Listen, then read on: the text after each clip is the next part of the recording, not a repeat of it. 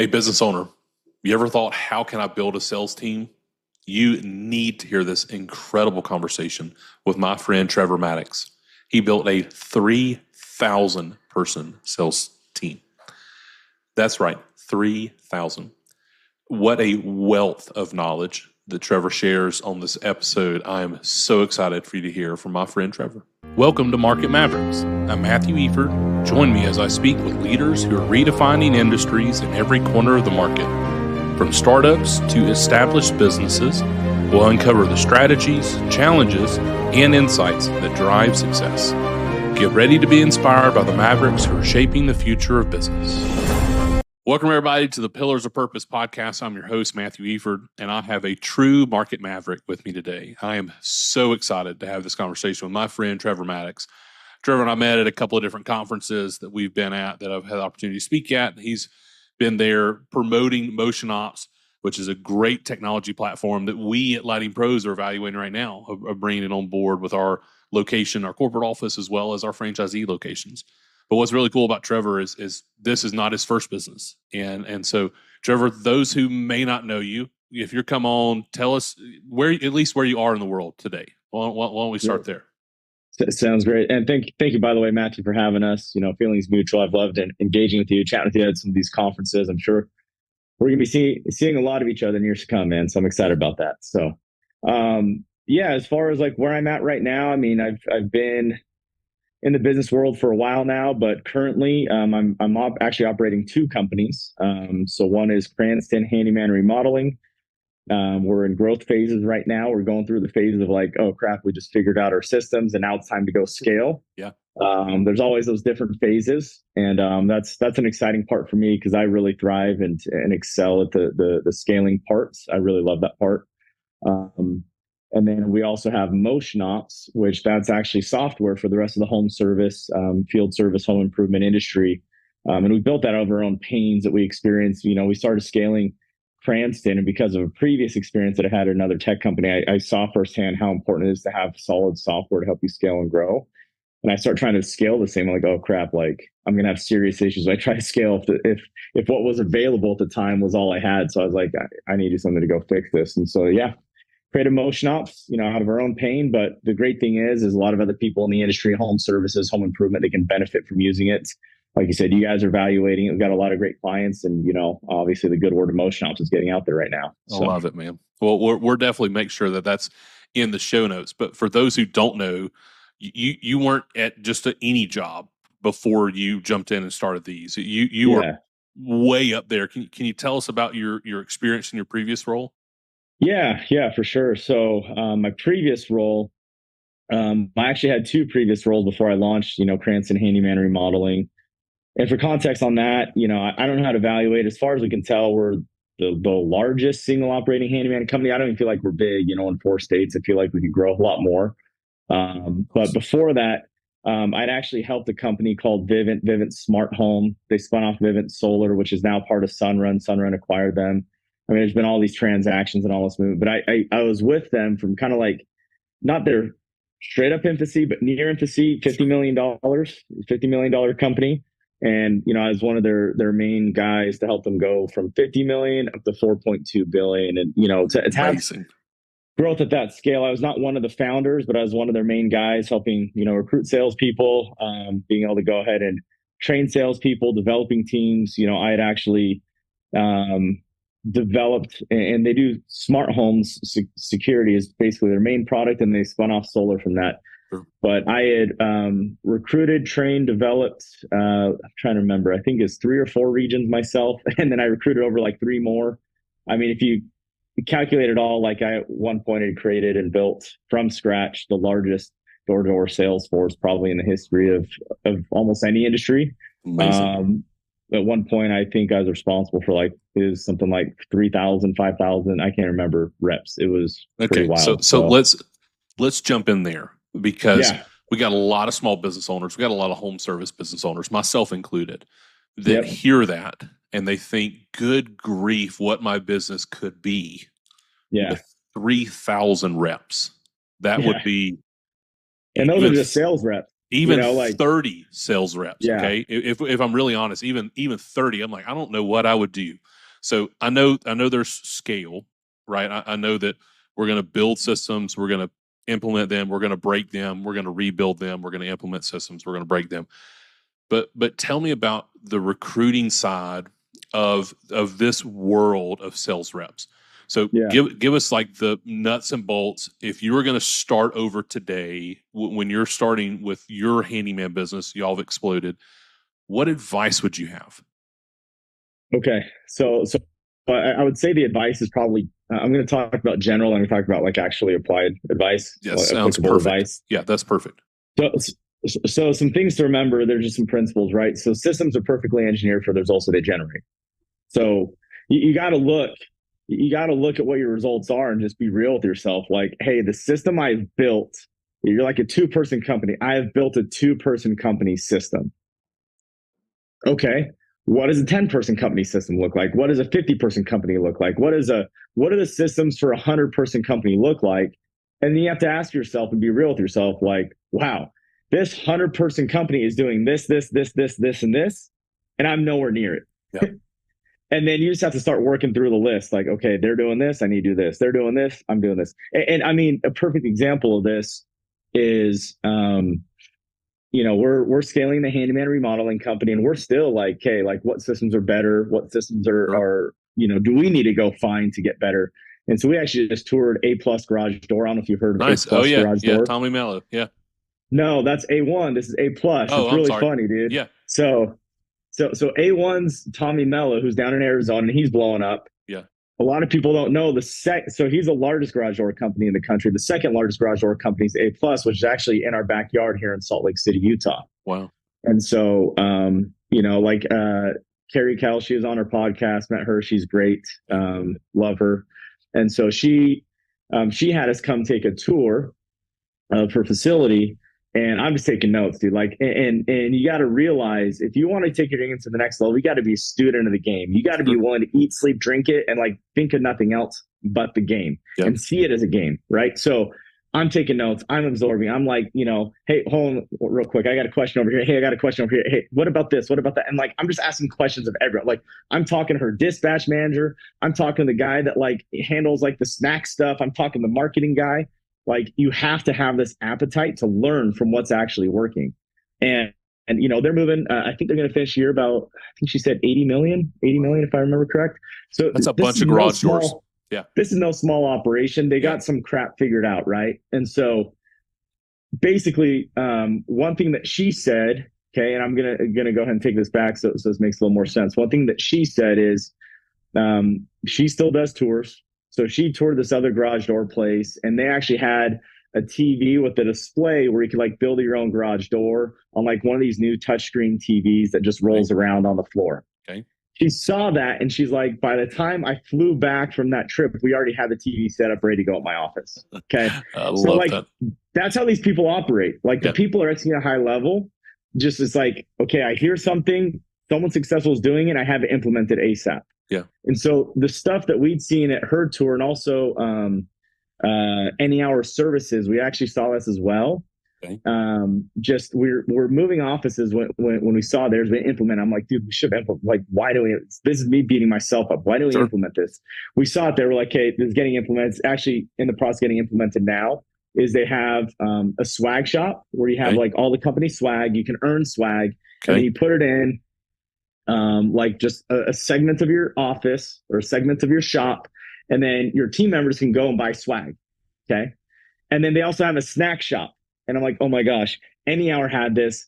Like, we're dragging our feet. It's way too long. Okay, this is getting implemented like this quarter, and like within a few months, all this is going to be fully implemented in our office. Okay, so this is like the high level strategic stuff that I'm talking about. Is to really understand how to scale, you have to realize your systems are perfectly engineered for the results that they generate. Okay. And if there's a reason that you're stuck at whatever you're stuck at, 2 sales reps, 5 sales reps, 10 sales reps, whatever, you have to go see what people are operating at a higher level, what systems they operate that you don't operate at. And don't sit there and justify like, oh yeah, I can't do the snack shop. I can't do the swag shop. I can't do whatever. Like, dude, they're doing it. I'm just doing it.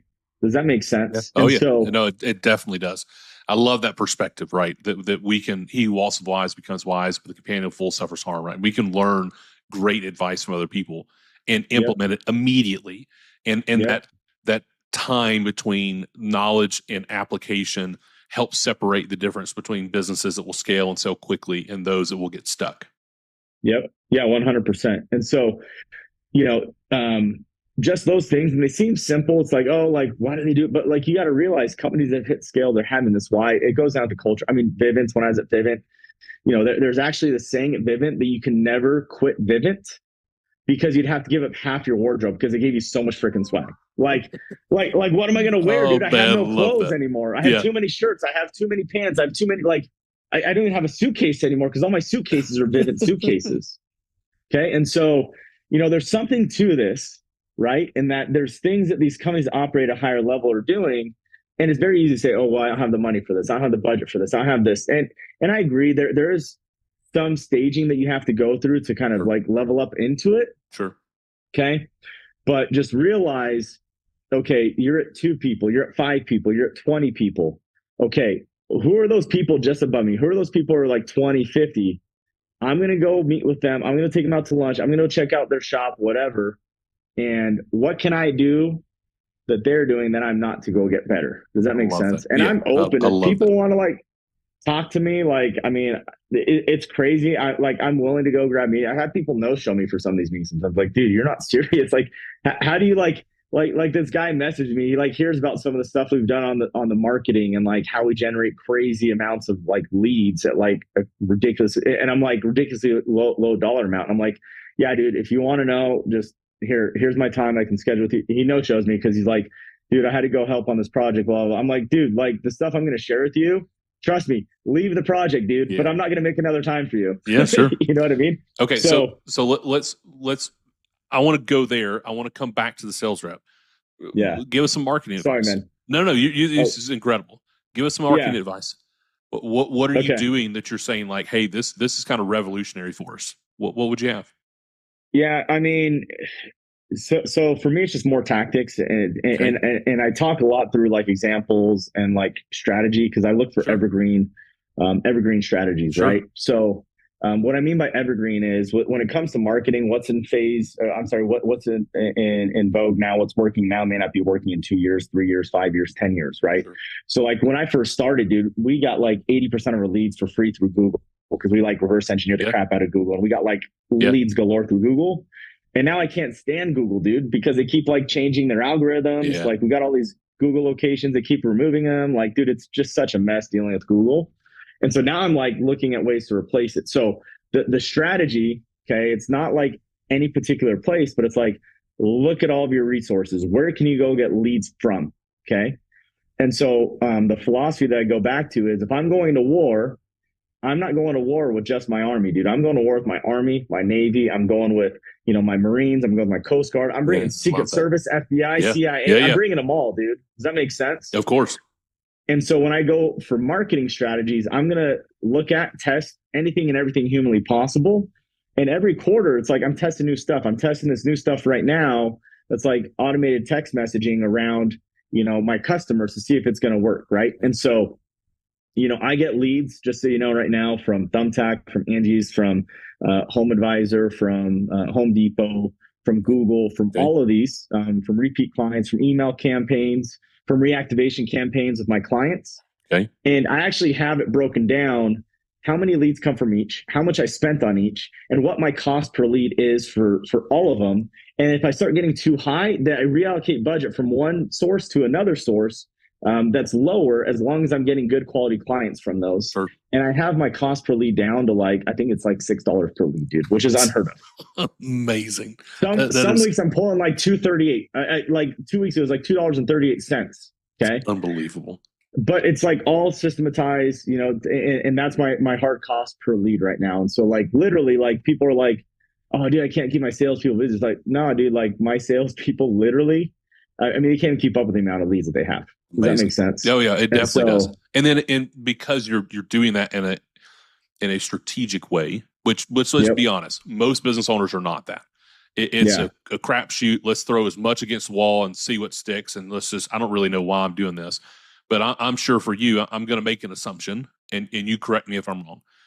You know what that lead conversion rate is. You know also the average revenue that comes out of that. So what you know is you have a proven model that says for every dollar I put into the business, I get a 10x return, 7x return, whatever that return is. Am I correct in that?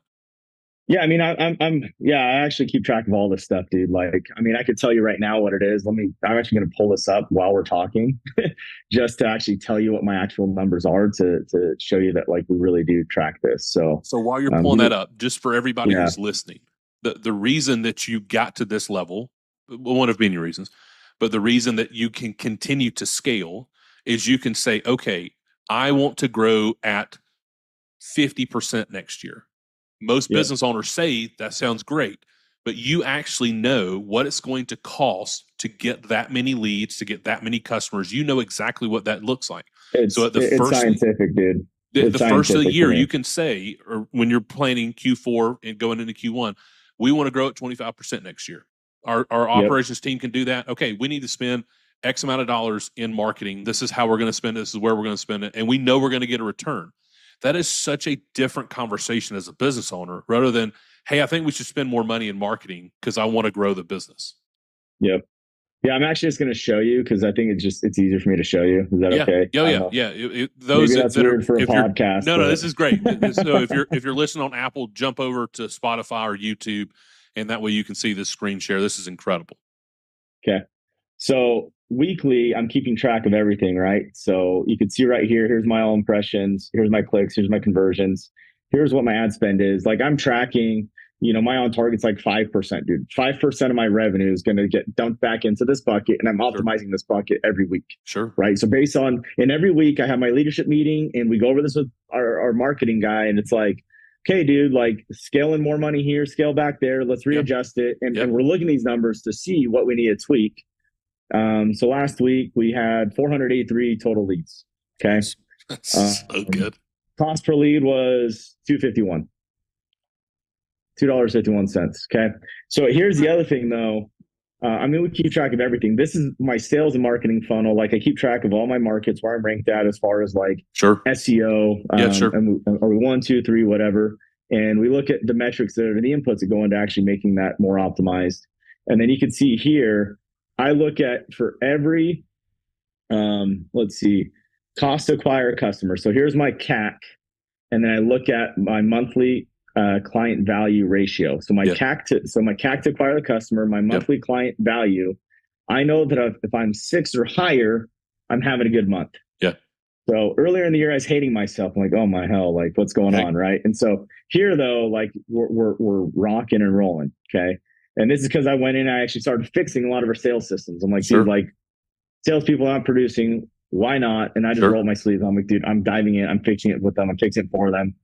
Everything, dude. And so now you just see it's just green, right? So, and then we keep track of like, percentages, lead to conversion, all that stuff. And so it's all in here, tracked every single week. And we actually know average job size per sales rep, just everything. And so anyway, that's amazing. No, that's incredible. I appreciate you sharing that. And again, just to the business owner who's listening to this and is like, that's unheard of. I can't imagine ever getting there. You don't get there overnight, but you put systems in place that you can scale. And that's a system that you can scale and you can sell it scientifically. Well, you said that earlier, right? You can actually become strategic instead of just, again, I'm still going to test things, but now I'm going to know it was 8 times one of your numbers there at the end. So I know for every dollar I put into the business and marketing, I'm getting an 8 times return on that. Yep. 100%. Where else can you do that? Nowhere. You can't get 8x anywhere else. Nowhere else. Yep. But if you run your business in a strategic way, you can do that. Congratulations. That's awesome. I love that. Yeah. Yeah. Okay. So let's take a little bit of a step back. Thank you for sharing all that. Talk to the business owner that is the sales rep. So he's not a solopreneur anymore. He's got maybe some staff in the office. He's got a crew lead, maybe. He's got some contractors that work with him.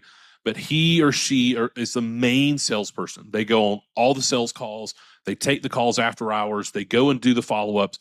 They've not hired a sales rep, and they hear you say that you grow to a team of 3,000, and that's way too hard to even begin to dream of right now. Their dream is 5. Okay, Yep. help us get to 5. What are some practical steps that we can go from just the founder being the salesperson to bringing on a small team? Is it just door knockers? Is it people that are going to the Chamber of Commerce? Give us kind of the breakdown there. Okay. In the home services space. Yeah, good question. So it depends on the industry as far as like which channel. Like, do you go Chamber of Commerce? Do you go door knocking? I got a buddy that just started a trash cleaning business, and I was talking with him and his wife. I was like, guys, go get door knocking going. Like, that's like the easiest. Like, you can scale so fast. Yeah. I don't know if they're going to do it, but I was like, just knock on doors. Sure. Like go listen to my buddy Sam Taggart's podcast. Oh yeah, Sam's a friend of the podcast. Yeah, his episode. If you hadn't listened to it, it's a couple weeks ago. Oh, perfect. He's just barely on. I love it, man. So go talk to Sam. Or go listen to his podcast. You learn everything you know about doors. But that's a great way to go market that business, dude. Like, you could scale so fast with that business. So it is. There are some nuances as far as like ways to scale specific businesses and like ways to go to market, right? Like, handyman remodeling, could we go door to door? Sure. Does it make sense? Probably not. You know what I mean? Because it's like, we can get so many leads. If I can get leads for $3 a lead, like, dude, I'm not knocking doors. Like, I'm so busy getting estimates out and selling. Like, no, we're not doing that. So it's going to be different for every business. Now, to go from 1 to 2, 3, and eventually 5, the first step is you as an owner have to be so freaking good at sales, that for you to go hire somebody else, you can easily afford to go do it, or at least semi-afford to be able to go do it. Okay. Does that make sense? Yeah. If you're barely making sales and don't really know how to do sales, I'm sorry, dude, but you can't afford to go hire another salesperson. Yeah. I mean, so that's my first step. Yeah. You have to be phenomenal at sales. There's no way around it. So if you're the owner, and I see this all the time, and you're like, oh man, I just sell because I sell, and like, I'm going to go hire the salesperson to go grow my business.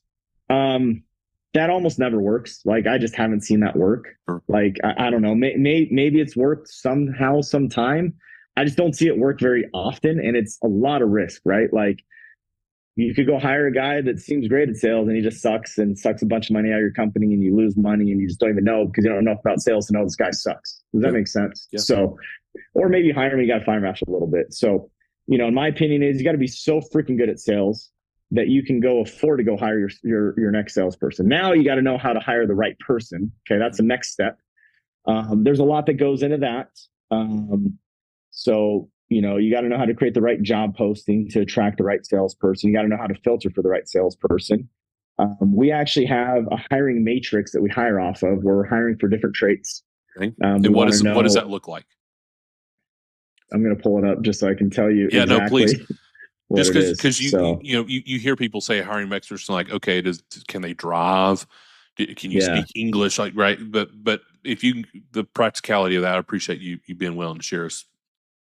Yeah, I mean, I'll just kind of go through this. So we usually have at least 2 people in the company evaluate on a scale from 10 from some different matrices. Okay. And if we don't pull at least 8.5 out of 10 on our rating scale, like, dude, we don't even consider them. So, and we actually found out some interesting stuff too that I'm going to expound on some more. So we're rating them on their curiosity, how healthily competitive they are, their sales ability, their prior success, worker ethic, and their ability to think on their toes. Okay. So some different demographics. So we have found that have high aptitude for success in hiring a salesperson. One is have they been extremely successful before in the past at doing anything, right? So like, that's during the interview process, we're asking like, well, what have you done in the past that shows you're successful? What have you done in the past that shows you're competitive? Can you give me examples of how competitive you are? Those are all questions that we like asking during the interview process to get there. Sure. To actually evaluate their sales ability, ask them to tell me about their previous sales experience, what they did to do this, have success, and then actually make them role play during the interview. Nice. And I'm like, hey, we're all about growth. We like training people on inbox zero, on batching, and a whole bunch of other things, but we're also very big on role play because that's one of the best ways to get good as a salesperson. So if it's okay, Fred, we'd like to go ahead and do a role play with you. How does that sound? And you can see if they start getting nervous about role playing, I'm like, dude, this guy's not going to last, man. Yeah. This interview is over, man. Yeah. And I mean, you'll have these people that like are interviewing great, and like you go into the role play and they're like stumbling on their words and can't even put two sentences together. It's like, no, not going to work. Does that make sense? And so now the thing that I look for in this specifically, and I actually, this is golden nugget, guys. I'm sharing tons of golden nuggets with you. So one thing that I do in this role play is I paint this whole scenario of like, hey, you live in this place, I live over here, you're a real estate agent, sell me on why I'm going to move from here to there. Okay. And then like I make it hard on them. They're like, oh, I got your info on this website. I'm like, oh, I didn't fill that out. I was falling asleep. Didn't mean to. And like I just like I make it hard because I want to see if they get like, you know, shattered if I make it hard for them. Or if they have like some resilience to push through it. And then the other thing I'm looking for too is, you know, in my mind, crappily trained salespeople and salespeople that don't know what they're doing just start saying, oh yeah, you're going to want to move here because of this, because of this, because of this. And this is great. This is great. This is great. This is great. And I'm like, oh my gosh, dude, you're doing like everything that you should never do in sales, which is just throwing up whatever, you know, you can find and seeing what sticks. Yeah. What I'm looking for is instead someone will ask, oh, cool. Like, so Trevor, you live here. How long have you lived there? Like, why do you like it? What makes you interested over here? Like, are you going to ask questions to get me to close myself? That's what I'm looking for.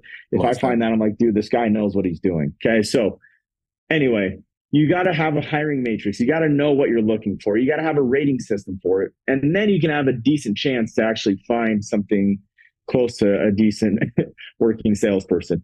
You also need to sell them too. Like good salespeople aren't going to come if you don't know how to sell your company or your opportunity. So we actually have a full-blown recruiting script. Okay. Where we mapped out all the selling points of working with us, and throughout the script, we're selling them on here's why the opportunity is great, here's why the company's great, here's why this is great, here's why this is great. And we're very professional throughout the interview process.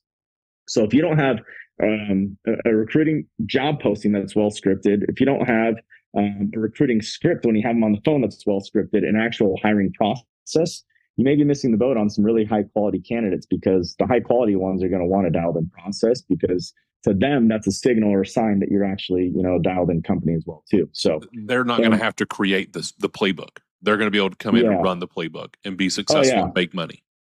Yeah, and your mind would be blown. Like all these high quality salespeople, and this goes back to why you got to get phenomenal at your sales process first. When we tell them, hey, we've got Trainial set up, and inside of Trainial, if you guys know what Trainial is, just an LMS that keeps track of like training and systems. And in there, we literally probably have like 200 pages of training just for you.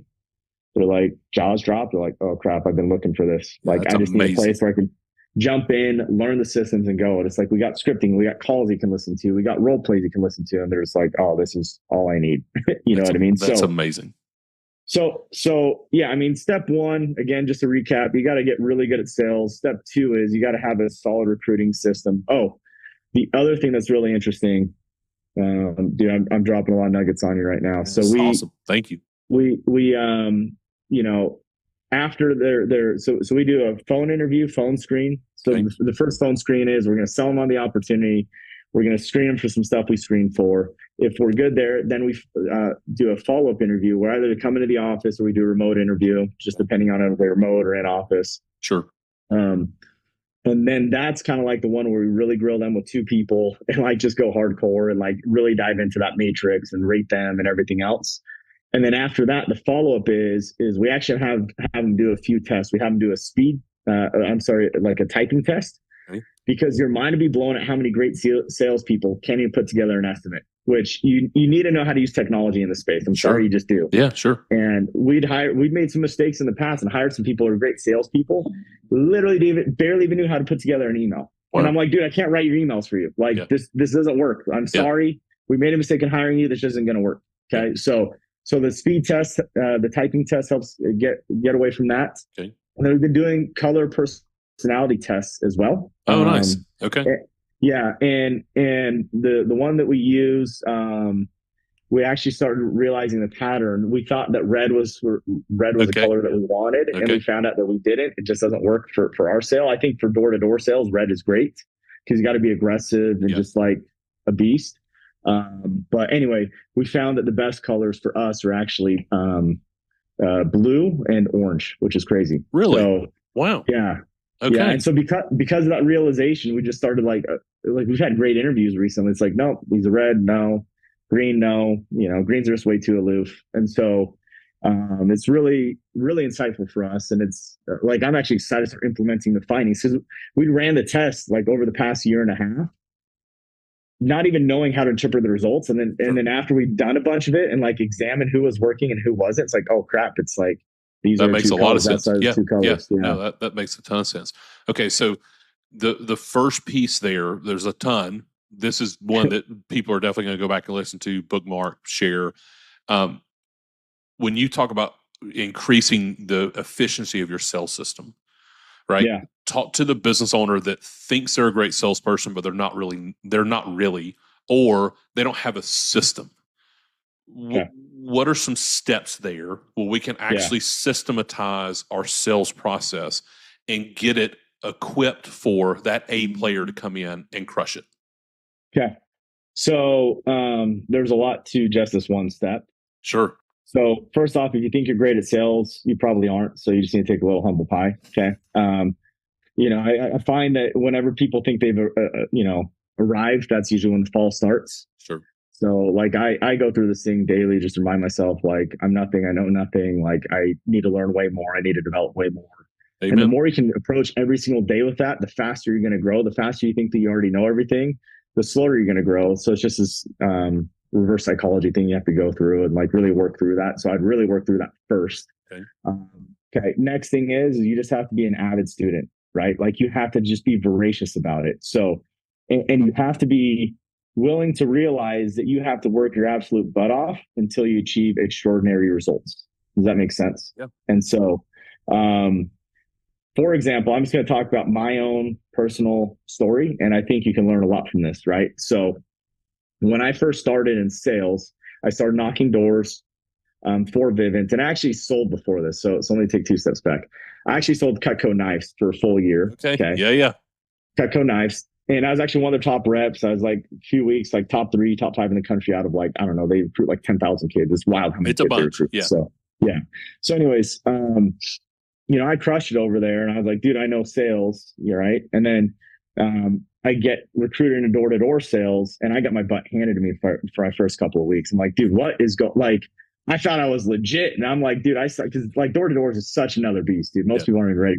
And so, and I'm getting my butt handed to me and I'm like looking around the office, dude. And it's like, I see this guy like wearing T-Buzz that's like selling. And I'm seeing this guy that's got like missing teeth, I'm pretty sure is on drugs selling. And I'm like, dude, like, how are these guys selling? And I'm like, I thought I was legit. And this goes back to, you got to be humble, dude, And so I'm like, okay.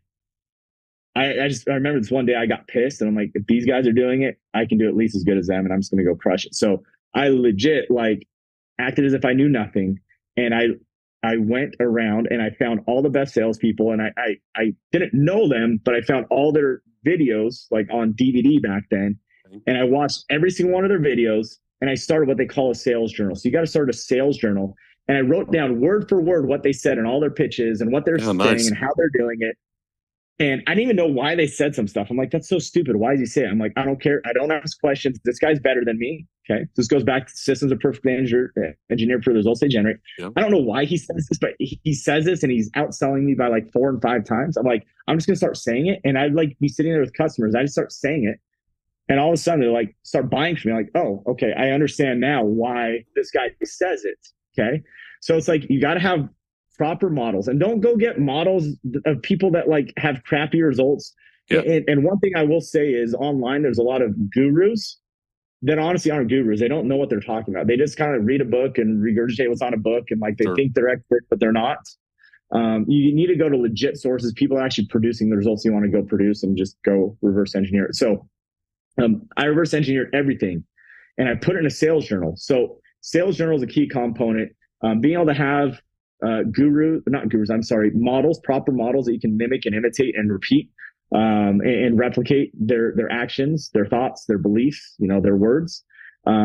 That's all key. But in the sales journal, you're going to start digesting what they have, internalizing it, and then replicating in your own processes. Okay. So the sales journal is going to help you. But then when you go recruit, your sales journal becomes your training process for everyone. Does that make sense? Oh yeah. So the sales journal is going to have like your pitch, it's going to have your script, it's going to have your objections, how you handle your objections, it's going to have all your closes in there. Okay. And you got to get scientific with this thing. And literally every day you got to work on it and make it better and make it better and make it better. And at first you're making it better just for you to make your own process better. But like I said, when you're ready to go higher, just plug and play. Hey, dude, you want to know how to do this? Boom, there's my sales journal right there. I love That's that. all you got to do. But you need to have the models, you need to have the sales journal, and you need to have the attitude that you know nothing, and you need to have the hunger to just go figure this out from everyone. And at the same time, not only was I learning from the best people in the industry, I was also learning from all the best mentors out there. I was learning everything I could from like Brian Tracy, from Tom Hopkins, from Tony Robbins, all these guys that were in sales, that were doing sales, to see what extra principles I could pick up and apply Zig Ziglar into my own sales. And so you just have to be voracious with it and see it as a game. It's always a game, man. It's always a game. I love that. And I love the gamification of it, right? And for those who haven't listened to the episode, go back and listen to Sam Taggart. I mean, we get into a lot of the door-to-door side and building systems, and he's got a great university of training there that we definitely want to send you to and remind you of. Okay, so Trevor, as we're going to getting to the end of our time, thank you for sharing with us. Thank you for spending your time this way. Let's take it one step further, and let's look at building the team that you're now scaling the team. Okay. What have you found that's helping us go from, okay, now we have a few reps to now we're going from 5 to 10 to 25, right? Let's kind of help us take that next leap. What advice would you have for the business owner there, the business leader, when you've got the system, now you're scaling the system? So recruit, train, develop. So, and then just drive sales, right? Like that's it. So recruit, train, develop, and then just drive sales. So it's like, it's one thing to recruit them, but like you got to have a system to develop them. So what are you doing to develop your people? Do you have systems to develop them? Like, are you running ongoing trainings for them? Are you doing things to grow them? So like, I'll just give you an example of what we do right now. So for our sales team, we recruit them, we bring them in. Our training, it's literally just 2 days for like 4 hours a day. Okay. And then we throw them in, and then we actually have one-on-ones with them every day for their first 2 weeks to make sure that they know what they're doing. Okay. But then on top of that, they have daily training as a team for anywhere from 30 to 60 minutes every single day. We have a book club every single week that we do. Okay. Nice. And then those that have promise of leadership, we actually have a leadership development club. So now I'm developing leaders. So one issue that I see that most companies make is they look from a savior from without. They look for someone that's like, this guy is great, I need a leader, I'm just going to go recruit this guy and he's going to go manage my team. That usually does not work. Okay. You get a lot of bad habits and just a lot of, a lot of mishires, honestly.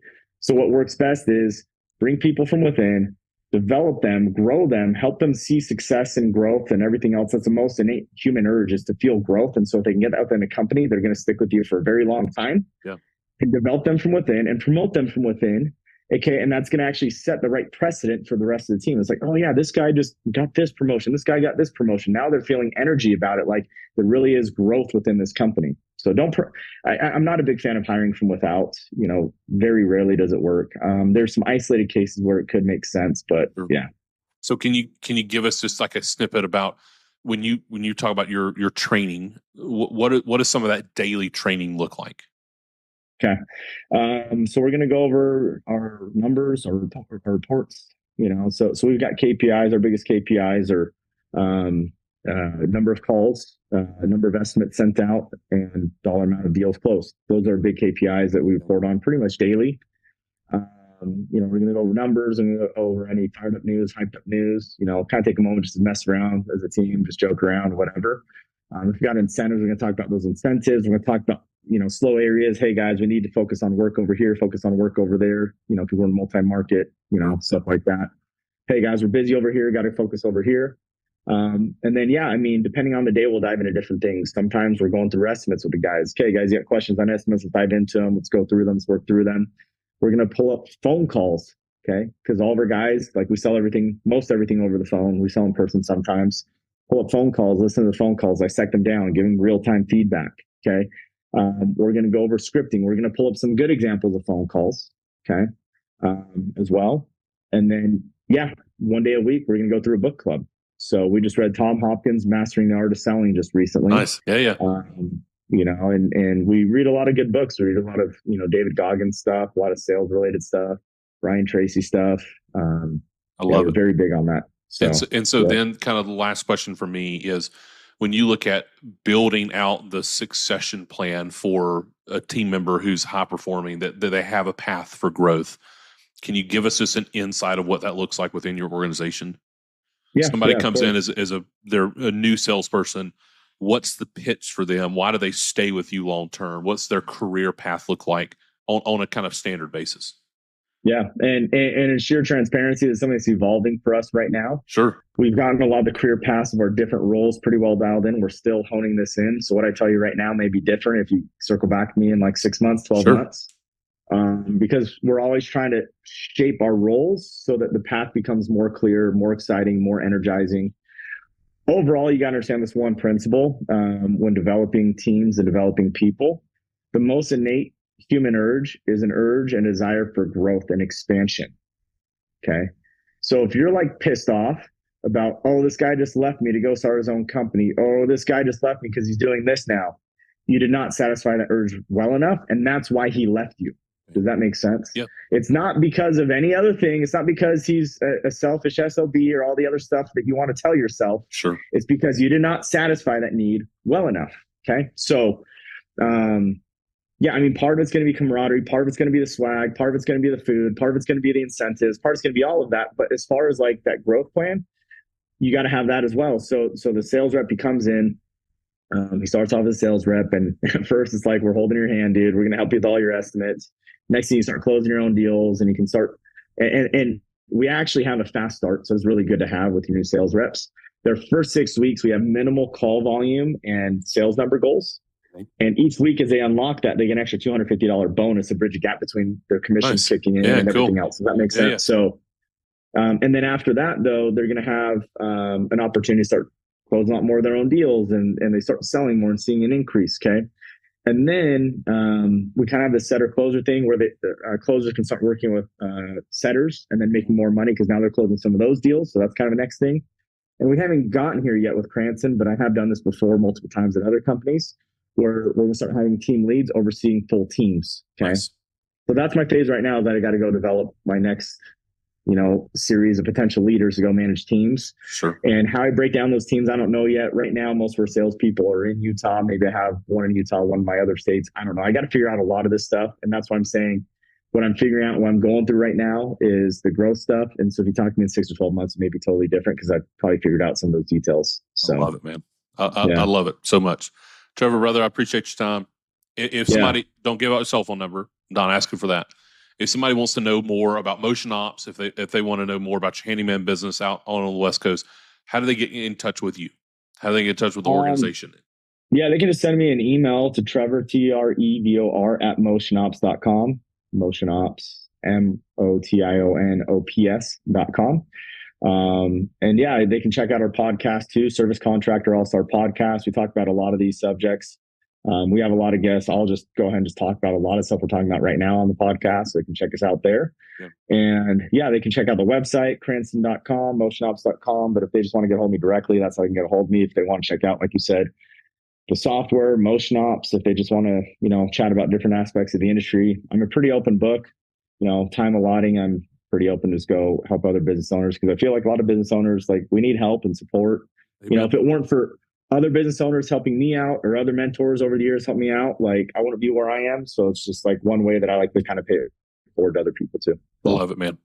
Brother, I appreciate your time. Appreciate what you're doing. Yeah, thank you so much. Appreciate what you're creating. Appreciate the wisdom that you shared. Everybody, thank you for joining us today on Market Mavericks. We'll see you soon.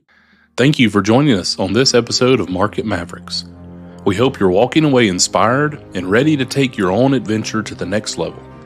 Don't forget to follow the show to keep up with our latest episodes. And if you enjoyed today's conversation, make sure to subscribe, share it with others who could benefit. And hey, if you know a market maverick who has a story that needs to be heard, please drop their name in the comments. We would love to bring their insights to the show. Until next time, keep pushing boundaries and leading with purpose.